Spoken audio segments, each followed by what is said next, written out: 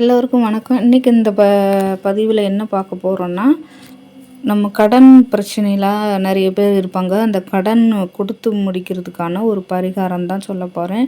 இது ஒரு தாந்திரிக பரிகாரம் தான். நம்பிக்கையோடு எந்த பரிகாரத்தையும் நீங்கள் செஞ்சிங்கன்னா கண்டிப்பாக 100% உங்களுக்கு அதில் பலன் வரும். நம்பிக்கை இல்லாதவங்க தவிர்த்துடுங்க இந்த வீடியோவை.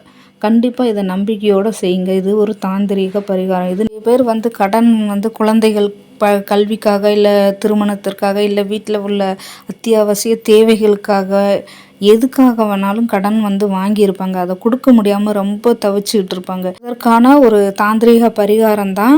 இந்த பரிகாரத்தை நீங்கள் நம்பிக்கையோடு நீங்கள் பண்ணுங்கள். இதற்கு கிழமையெல்லாம் தேவையில்லை. இதற்கு ஒரு தீப்பெட்டி எடுத்துக்கொள்ளுங்கள்.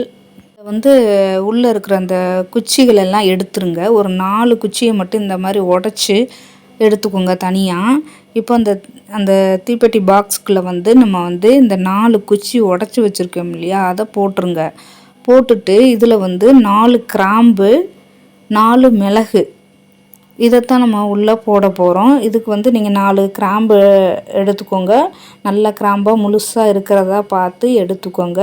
அதை எடுத்து அதில் போட்டுருங்க. 4 மிளகை எண்ணி அதுக்குள்ளே போட்டுருங்க. இது உங்களுக்கு கடனை அடைக்கிறதுக்கு உண்டான உங்களுக்கு ஒரு நல்ல ஒரு வழியை காட்டும்.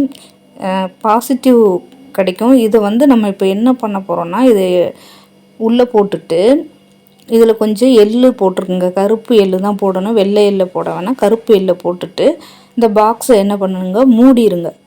இந்த மூடிட்டு இந்த பாக்ஸை உங்கள் உள்ளங்கையில் வச்சுக்கோங்க. வச்சுட்டு மேலே இன்னொரு கையை வச்சு மூடிட்டு நம்ம சங்கல்பம் பண்ணுவோம் இல்லையா, அப்படி மாதிரி வச்சுட்டு ஆஞ்சநேயர்கிட்ட நீங்கள் சங்கல்பம் வைக்கணும். அதாவது என்னுடைய கடன் தீர்ந்துடணும், எனக்கு கடனே இருக்கக்கூடாது, எனக்கு பண வரவு அதிகமாக வரணும், எனக்கு இந்த கடன்லாம் முடிஞ்சிடணும்னு சொல்லிவிட்டு நீங்கள் நல்லபடியாக வேண்டிட்டு ஆஞ்சநேயர் கோயில் பக்கத்தில் இருந்துச்சுன்னா அங்கே போய் அவரோட பாதத்தில் வச்சுட்டு அவர்கிட்ட சொல்லிவிட்டு மறுபடியும் சொல்லிவிட்டு எனக்கு பண வரவு அதிகமாக வரணும் சொல்லிவிட்டு எனக்கு உள்ள எல்லாத்தையும் தீர்த்து வைங்க அப்படின்னு ஆஞ்சநேயர்கிட்ட நல்ல மனமுருக வேண்டிட்டு நீங்கள் வீட்டுக்கு வந்துடுங்க.